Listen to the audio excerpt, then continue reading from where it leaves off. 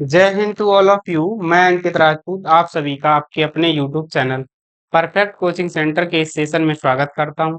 आशा है कि आप सभी स्वस्थ होंगे, मस्त होंगे और मन लगाकर पढ़ रहे होंगे। तो जैसा कि आप लोग जानते हैं, इस समय वाली हम अपनी क्लास में कक्षा 12 की फिजिक्स में गतिमान आवेश तथा चुंबकीय क्षेत्र चैप्टर की थ्योरी को पढ़ रहे हैं। तो आज हमारी थ्योरी की अंतिम क्लास है। आज की क्लास में हम थ्योरी को खत्म करके और कल से इस चैप्टर के न्यूमेरिकल्स को लगाएंगे। तो आइए चलते हैं आज की अपनी क्लास की ओर। देखिए, कल तक की क्लास में हमने आपको कहाँ तक करा दिया था। कल तक की क्लास में हमने आपको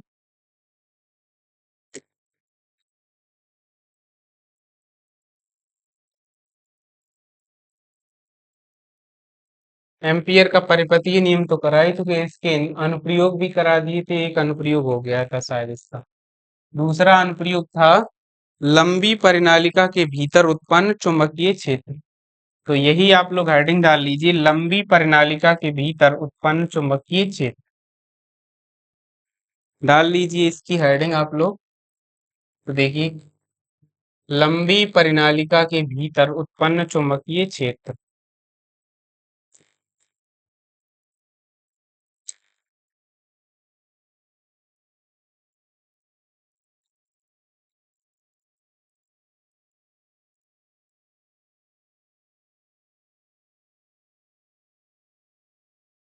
लंबी परिनालिका के भीतर उत्पन्न चुंबकीय क्षेत्र। चलिए, इसमें आप लोगों को एक चित्र बनाना पड़ेगा, तो चित्र बनाते हैं। सबसे पहले देखिए, चित्र बनाने के लिए आपको किस तरीके से, एक मिनट देखिए यहाँ पे।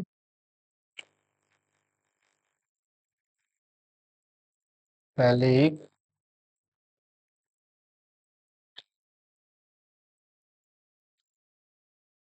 इस तरीके से एक लाइन बना लेना लंबी सी। उसके बाद इसी के ऊपर एक आयताकार आयत, इस तरीके से ऐसे एक आयत बना देना और इसका नामकरण कर देना आयत का। देखिए, ABCD, इस पॉइंट को कह देना ए, इसे V, इसे C और इसे स्मॉल d। इसमें इस तरीके से ये चुंबकीय क्षेत्र दिखा देना।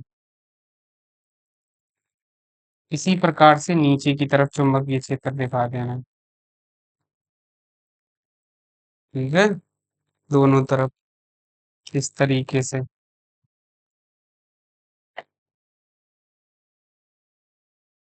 और इसमें भी इस तरीके से ही क्रॉस द्वारा इसमें चुंबकीय क्षेत्र को दर्शा देना, क्रॉस के चिन्ह द्वारा, ऐसे ही ऊपर की तरफ। ठीक है, बन गया। और इसमें ये धारा की दिशा इस तरीके से बहा देना। तो इस वाली लाइन में भी किस साइड हो जाएगी, ऐसी धारा हो जाएगी। ठीक है, उम्मीद है आप लोगों को ये चित्र बना लिया होगा। चित्र बनाइए सबसे पहले, फिर देखिए।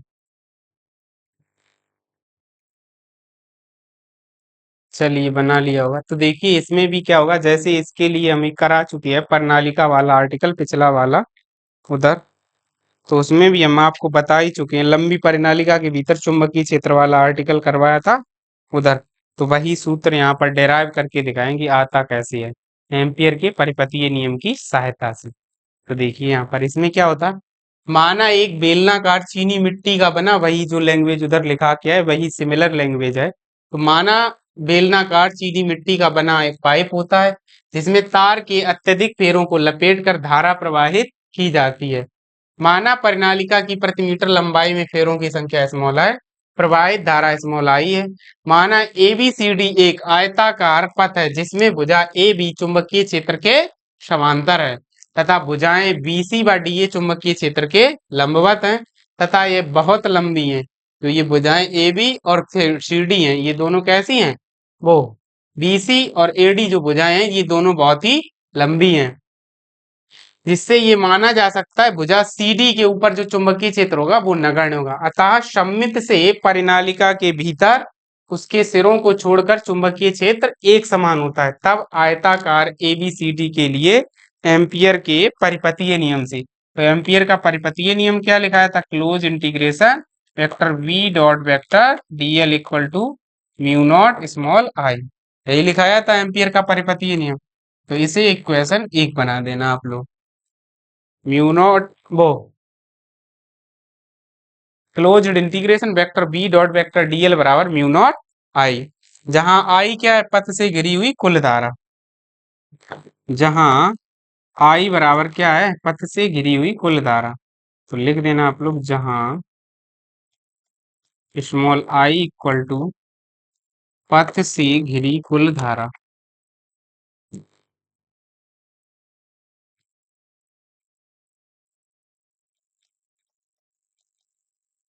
कुल धारा। चलिए, तब आयताकार पथ ABCD के लिए तो यहां से क्या लिखेंगे? तब आयताकार पथ, तब के बाद कॉमा, आयताकार पथ ABCD के लिए, तो आयताकार पथ ABCD के लिए क्या हो जाएगा? यहाँ से वही इसका क्या, closed integration vector V dot vector dl बराबर closed integration limit A to B vector V dot vector dl, फिर क्लोज्ड इंटीग्रेशन प्लस में B से C और vector V dot vector dl, फिर से क्लोज इंटीग्रेशन लिमिट C से D और vector V dot vector dl, और फिर से क्लोज्ड इंटीग्रेशन लिमिट D से small a vector V dot vector dl। आयताकार पथ के लिए जो चुंबक पुल जो निकल के आएगा इंटीग्रेशन वो इसी के बराबर होगा। तो यहाँ से चूंकि भुजाएं BC व DA क्या है? बहुत लंबी, तो यहाँ लिखना चूंकि भुजाएं BC व DA, चूंकि भुजाएं BC व DA बहुत लंबी हैं। कैसी हैं? बहुत लंबी हैं। चूंकि भुजाएं BC व DA बहुत लंबी हैं, व वेक्टर V व वेक्टर dl एक दूसरे के लंबवत हैं, एक दूसरे के लंबवत हैं, के लंबवत हैं। अब जी लंबवत हैं, अतः क्या हो जाएगा? यहाँ से नीचे हम क्या लिख सकते हैं? तो vector V dot vector dl, vector V dot vector dl बराबर क्या होगा? V dl cos 90 अंश, और बराबर क्या आ जाएगा? शून्य। तो इसको यहाँ से क्या करेंगे? नीचे रिप्लेस करेंगे आके, कहाँ पे? इन्हीं वाली लिमिट में। तो क्लोज्ड इंटीग्रेशन और लिमिट लगाना V से C vector V dot vector V dot vector dl और plus closed integration, sorry, limit D से A vector V dot vector dl बराबर क्या हो जाएगा? शून्य। क्या हो जाएगा इसके? ये शून्य हो जाएगा। अब ये शून्य हो जाएगा। अच्छा, लिमिट 1 मिनट सही लगा या? हाँ, लिमिट सही है। ठीक। अब चूंकि, अब यहाँ से फिर नीचे लिखेंगे, चूंकि भुजा CD, भुजा CD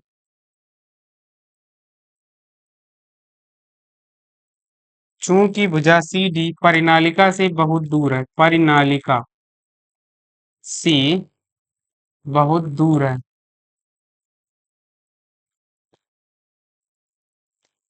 अतः उसके ऊपर भी क्या होगा? चुंबकीय क्षेत्र शून्य होगा। अगर चुंबकीय क्षेत्र उसके ऊपर क्या है? शून्य है, तो यहाँ से क्या हो जाएगा?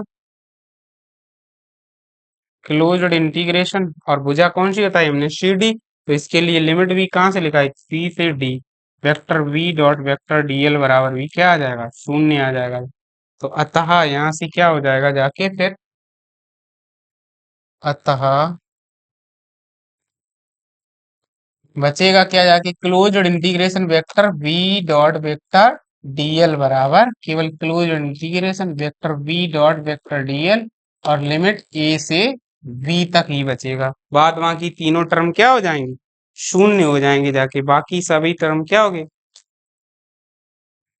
अब यहाँ पर लिखना आप लोग परंतु पथ ए बी पर, परंतु पथ ए बी पर वेक्टर वी व वेक्टर डीएल दोनों एक ही दिशा में है, दोनों एक ही दिशा में है, एक ही दिशा में है, एक ही दिशा में है। तो यहाँ पर एक ही दिशा में, तो इसको हल कर देते हैं। तो यहाँ से क्या होगा जाके, closed integration vector V dot vector DL बराबर लिमिट ए से B closed integration B DL cos 0 degree. तो यहाँ से बराबर क्या आ जाएगा, क्लोज्ड इंटीग्रेशन लिमिट ए से बी और v इंटू डीएल।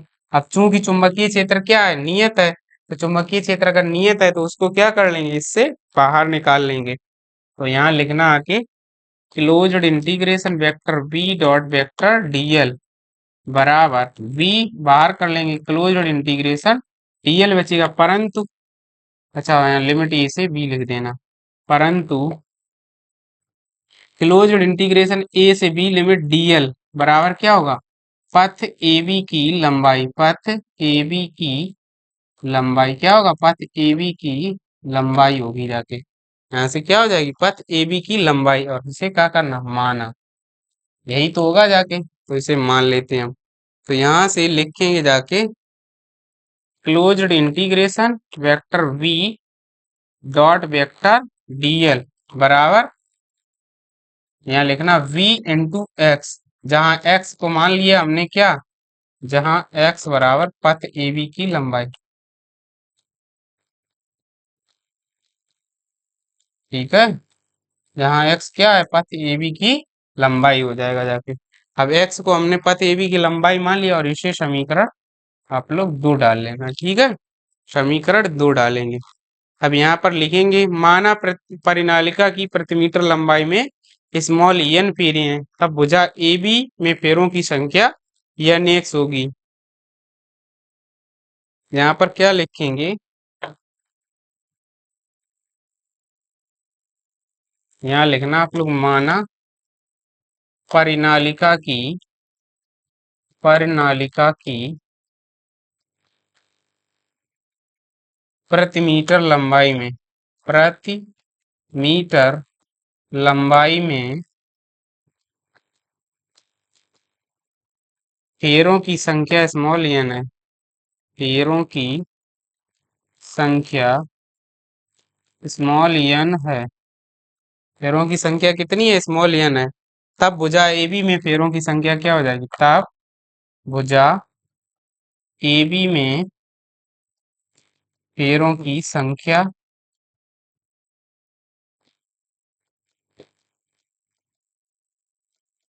nx होगी, क्या होगी, फेरों की संख्या nx होगी।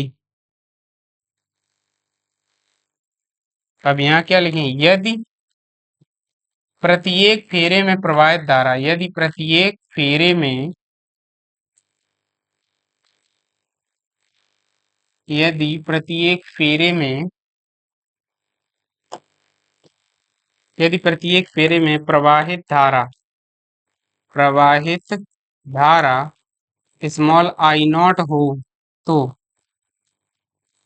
यदि प्रत्येक फेरे में प्रवाहित धारा स्मॉल आई नॉट हो तो पथ AB में प्रवाहित कुल धारा, तो पथ AB में प्रवाहित कुल धारा, प्रवाहित कुल धारा, तो कुल धारा क्या हो जाएगी जाके, अब nx में क्या कर देंगे, आई नॉट का गुणा कर देंगे, तो कुल धारा,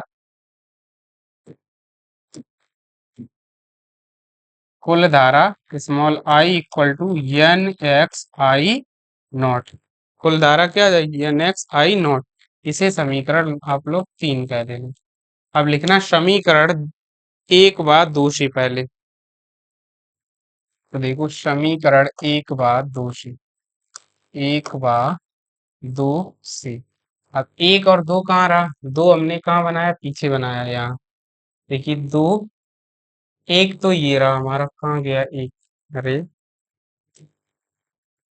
समीकरण नंबर 2, ये रहा समीकरण 2, और एक पीछे बनाया था, तो उसे क्या यहाँ से क्या हो जाएगा, वी एक्स बराबर होगा जाके, एक बनाया था म्यू नॉट आई को, तो यहाँ पर आई का मान रख देंगे, तो वी एक्स यहाँ लिखना, वी एक्स बराबर, सॉरी, वी एक्स बराबर म्यू नॉट, और आई का मान ये एन एक्स आई नॉट, यहाँ क्या लिखेंगे, एन एक्स आई नॉट, और यहाँ लिखना समीकरण 3 से, समीकरण 3 से, ठीक है।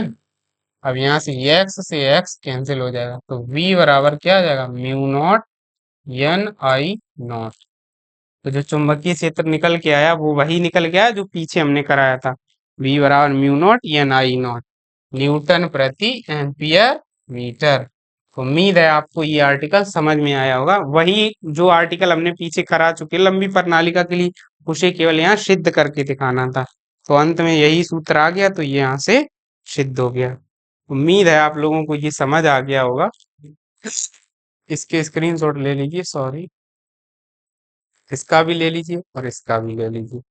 चलिए फिर चलते अपने नेक्स्ट आर्टिकल की तरफ। अगला आर्टिकल देखिए हमारा क्या है, अगला आर्टिकल है हमारा, धारावाही टोरॉइड सिरे बहिन के कारण चुंबकीय क्षेत्र, यानी टोरॉइड के लिए हमसे चुंबकीय क्षेत्र निकालवाया गया है। तो इसके लिए देखिए क्या करेंगे, यहाँ से इसे भी उधर ही खोल लेते, चल के पहले स्लाइड ऐड करें उधर, हम्म, यहाँ पर पहले एक स्लाइड ऐड करें।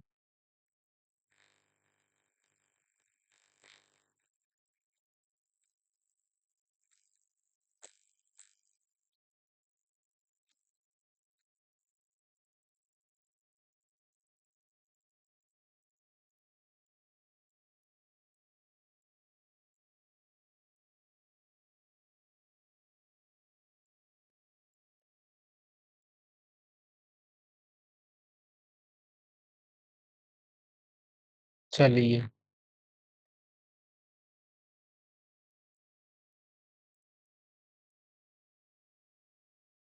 ये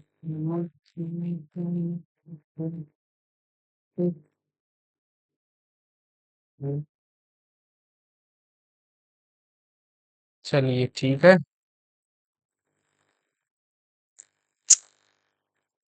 इसमें भी पहले आप लोग चित्र बना लीजिए, इसका भी चित्र बनेगा इस तरीके से, इसमें आपको सर्कल लेने पड़ेंगे, तो यहाँ से कुछ इस तरीके से एक सर्कल ऐसा, फिर एक इसके ऊपर, और फिर एक इसके ऊपर, देखो सबसे पहले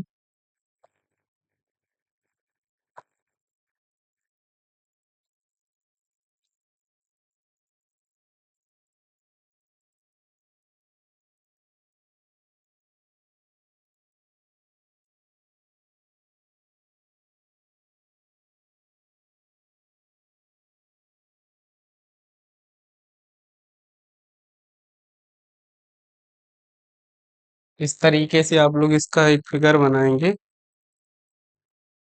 और इसके ऊपर क्या लगाएंगे, फेरे लगाएंगे।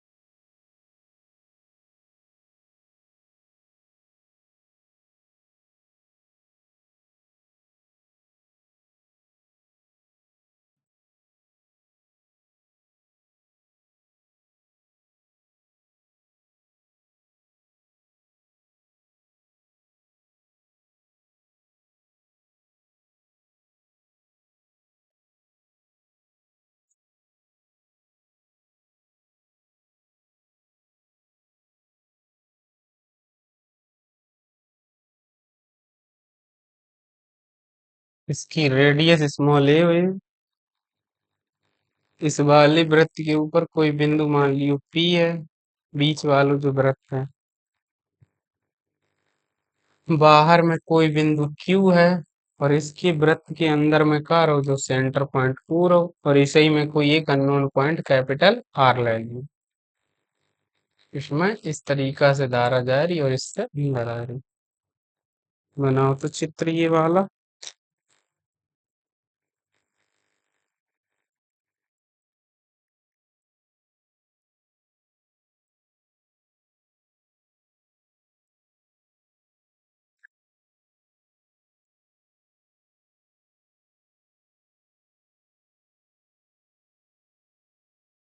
चलिए इसके कारण देखिए तो बना लिया होगा। इसमें क्या होगा, माना टोराइड। टोराइड क्या होता है, एक सिरे विहीन वृत्ताकार परिनालिका। परिनालिका हमने बताया ही क्या होता है, बेलनाकार पाइप होता है। लेकिन ये सिरे विहीन मतलब ये दोनों सिरे इस पाइप के उठा के और एक दूसरे से जोड़ दिए जाए या बेल्ड कर दिए जाए, ऐसे गोल करके, बिल्कुल ऐसे। तो इस जो ये गोल वाला भाग है यही क्या बन जाएगा, टोराइड बन जाएगा। तो एक सिरे विहीन वृत्ताकार परिनालिका होती है जिस पर तार के बाहर से क्या कर दें, फिर इसके ऊपर तार के अत्यधिक फेरे लपेटे जाते हैं। माना टोरॉइड की प्रति मीटर लंबाई में स्मॉल एन फेरे हैं तथा इसमें प्रवाहित धारा स्मॉल आई है। इस टोरॉइड की क्रोड के भीतर किसी बिंदु पर चुंबकीय क्षेत्र ज्ञात करना है। इसके लिए बिंदु P से गुजरता हुआ एक वृत्तीय पथ खींचते हैं जिसकी त्रिज्या क्या है, कैपिटल ए है। तो त्रिज्या इसकी क्या हो जाएगी, कैपिटल ए है।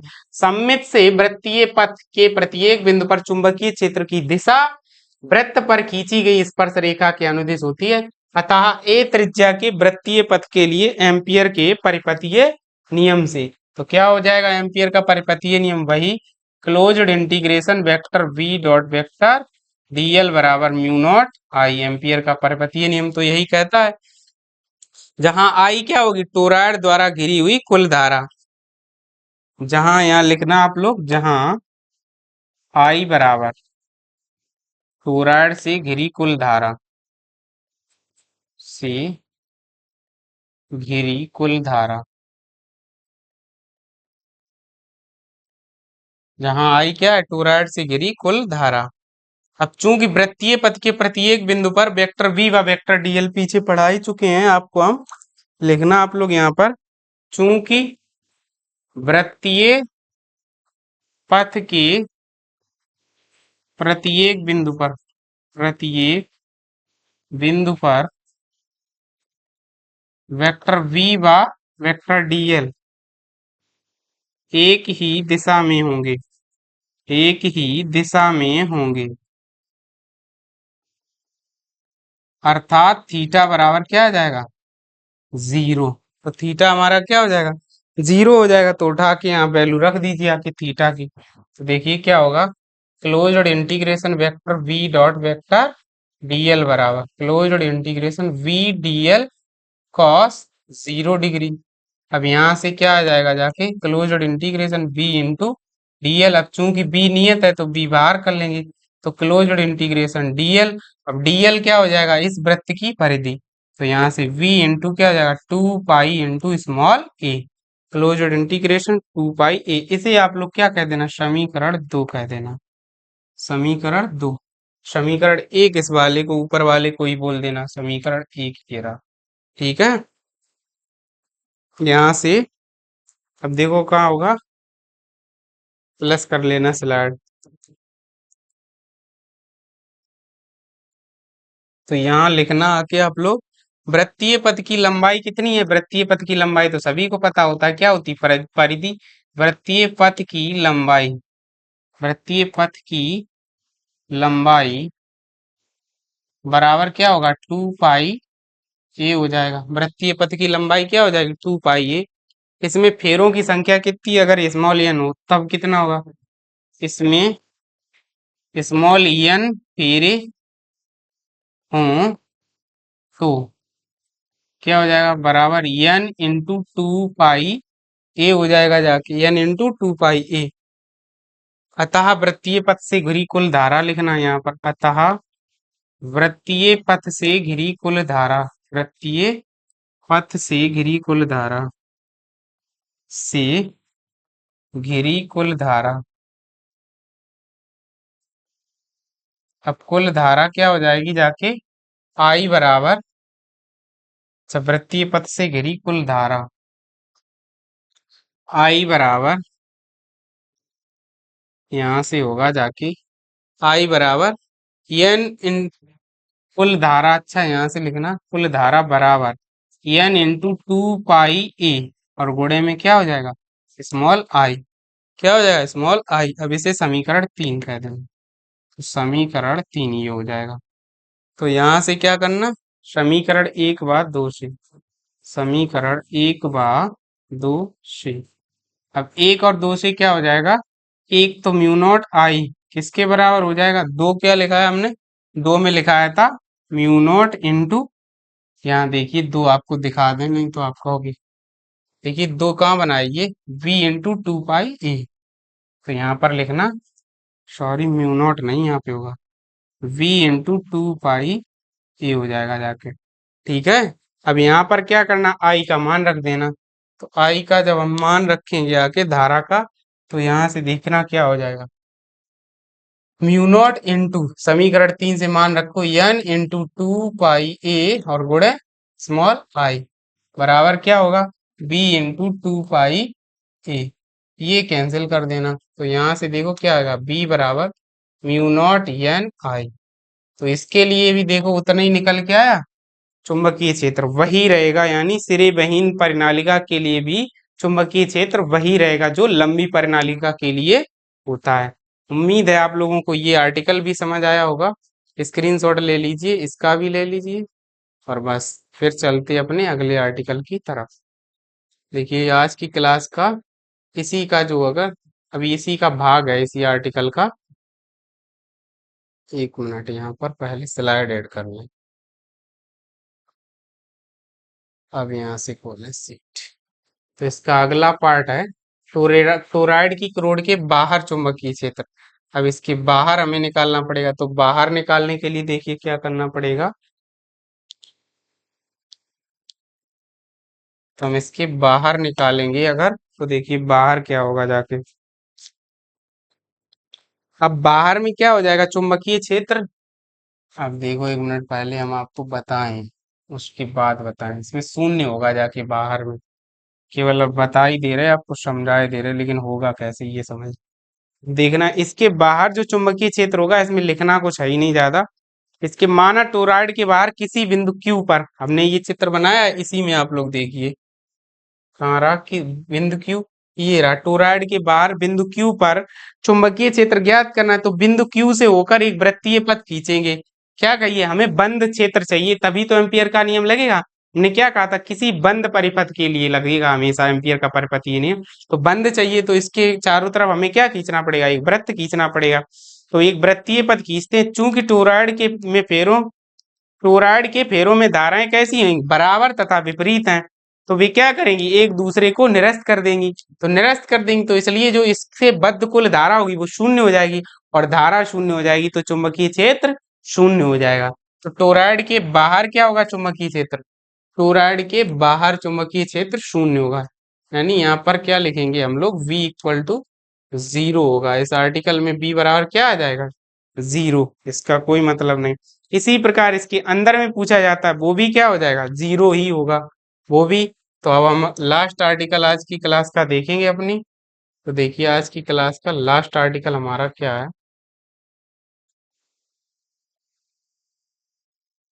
आप लोग ये इम्पोर्टेंट है, इसे आप लोग सीख लीजिएगा।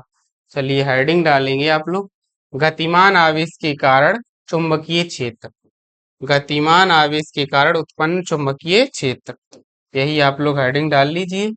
बस आज की क्लास का ये लास्ट आर्टिकल और इस चैप्टर का भी लास्ट है। तो बस इस यहीं पर फिर क्लास को करेंगे फिनिश, और कल से इस चैप्टर के मजेदार तरीके से न्यूमेरिकल्स लेके आएंगे आप लोगों के लिए। चलिए डाल लीजिए जल्दी से हेडिंग, गतिमान आवेश के कारण उत्पन्न चुंबकीय क्षेत्र। तो इसके लिए सबसे पहले तो एक चित्र बनाएंगे, देखिए चित्र कहाँ,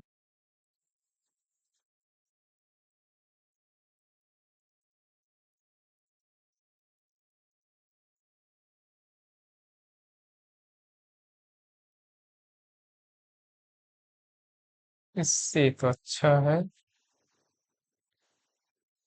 आयत ही ले लें। आयत ले लेते थे।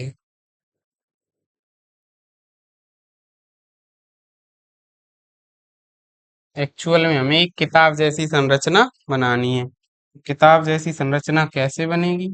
कुछ इस तरीके से होती है नोटबुक हमारी, या बुक ऐसी होती है, छोटा सा इस तरीके से बना लेना आप लोग। बन गई? इसी के ऊपर एक छोटी सी ये संरचना दिखा देना ऐसे, और इसी पर ये एरो टाइप, एक इस साइड को दिखा देना और एक इस साइड को दिखा देना। ठीक है, ऐसे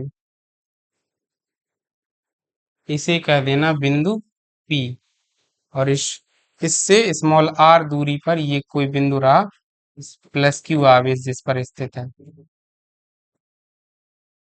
इधर से हम डाले दे रहे, ये जो दूरी है ये स्मॉल r रही, ठीक है, यहाँ से यहाँ तक। ये चुंबकीय क्षेत्र v की दिशा है और ये हमारे वेग v की दिशा है, ठीक है। चलिए यही चित्र आप लोग बना लीजिए, बनाइए। क्या कह रहा है देखिए, बन गया होगा। माना कोई आवेश स्मॉल क्यू कागज के तल में v वेग से गतिमान है। यह गतिमान आवेश एक धारा के समतुल्य होगा। जब भी आवेश गति करता है क्या करता है, एक धारा की भांति ही व्यवहार करता है, क्योंकि इलेक्ट्रॉन क्या होती है, आवेश ही तो होते हैं। उन्हीं के चलने के कारण परिपथ में धारा प्रवाहित होती है। तो क्या होगा, एक धारा के समतुल्य होगा। इस आवेश से किसी क्षण स्मॉल r दूरी पर स्थित किसी बिंदु P पर चुंबकीय क्षेत्र ज्ञात करना है।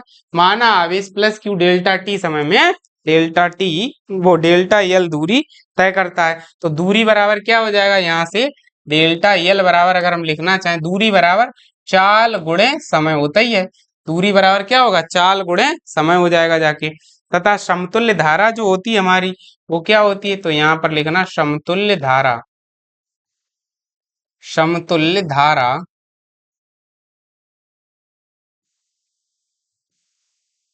समतुल्य धारा आई बराबर क्या हो जाएगा, Q अपॉन डेल्टा टी। समतुल्य धारा I बराबर Q अपॉन डेल्टा टी। तो बायो सेवर्ट के नियमानुसार आवेश Q द्वारा तय किए गए अल्पांश डेल्टा एल के कारण स्मॉल r दूरी पर किसी बिंदु पर उत्पन्न चुंबकीय क्षेत्र। तो यहाँ लिखना आप लोग, बायो सेवर्ट के नियम के अनुसार, बायो सेवर्ट के नियम के अनुसार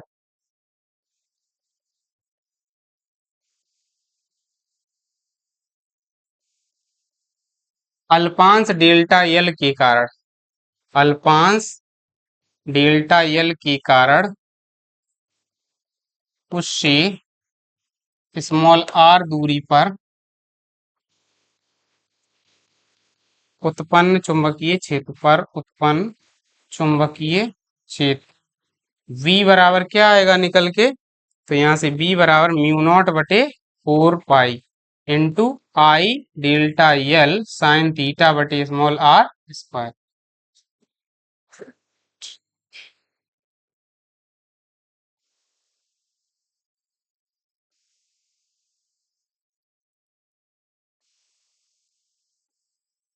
यहाँ से बटे स्मॉल r का होल स्क्वायर आ जाएगा जाके, ठीक है। अब यहाँ से अब लिखेंगे क्या, यदि आवेश Q को बिंदु P से मिलाने वाली रेखा आवेश की दिशा के लंबवत अर्थात थीटा बराबर 90, क्या लिखेंगे, यदि आवेश Q को बिंदु P से मिलाने वाली रेखा आवेश की गति की दिशा के साथ, यहाँ लिखेंगे यदि आवेश स्मॉल q को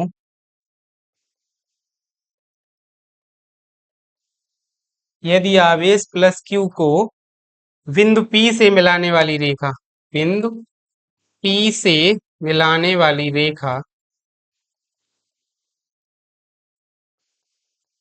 मिलाने वाली रेखा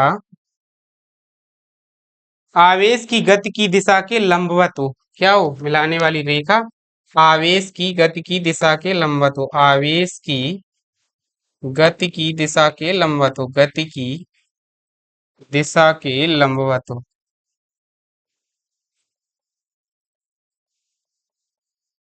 अब गति की दिशा की लंबवत होगी अर्थात थीटा बराबर क्या आ जाएगा 90 अंश आ जाएगा। तो यहाँ उठा के इसी सूत्र में क्या कर देंगे थीटा बराबर 90 अंश रख देंगे। तो v बराबर क्या आ जाएगा म्यू नॉट बटे 4 पाई इंटू आई डेल्टा एल और साइन 90 बटे स्मॉल आर का होल स्क्वायर।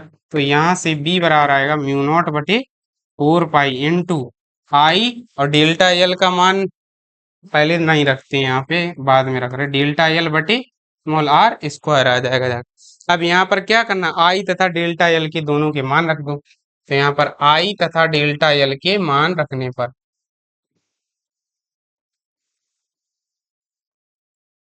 रख दो तो देखो v बराबर क्या आएगा म्यू नॉट बटे 4 पाई इंटू आई का मान हमने क्या निकाला q अपॉन डेल्टा टी गुणे अब डेल्टा एल का v इंटू डेल्टा टी और पूरे के बटे स्मॉल आर का होल स्क्वायर। तो डेल्टा टी से डेल्टा टी कट जाएगा तो v बराबर आएगा म्यू नॉट बटे 4 pi into Q B upon small are square. तो गतिमान आवेश के कारण किसी बिंदु पर चुंबकीय क्षेत्र का सूत्र क्या आएगा म्यू नॉट बटे 4 pi q B upon small are square newton प्रति एम्पियर मीटर। उम्मीद है आप लोगों को ये सवाल भी समझ आ गया होगा। नोट कर लीजिए उसके बाद आज की क्लास को करते यहीं पर समाप्त। इसका स्क्रीनशॉट ले लीजिए आप लोग। चलिए इसी स्लाइड का रह गया था। चलिए आशा है कि आप सभी को क्लास पसंद आई होगी। अगर आप लोगों को क्लास पसंद आई हो तो हमारे वीडियो को लाइक कीजिए और अगर आप लोग चैनल पर नए हैं तो चैनल को सब्सक्राइब कीजिए और अपने यार दोस्तों के साथ भी इसे शेयर कीजिए जिससे हमारा भी हौसला बना रहे। लगातार आप लोगों को ऐसी ही क्लासें मिलती रहेंगी। तो बस आज की क्लास को यहीं पर समाप्त करते हैं। कल की क्लास में आपके लिए हम न्यूमेरिकल लेके आएंगे इसी चैप्टर के और सारे न्यूमेरिकल्स को हल कराएंगे। तो बस मिलते हैं आपसे अगली क्लास में। तब तक के लिए लेते हैं विदा। Jai Hind to all of you.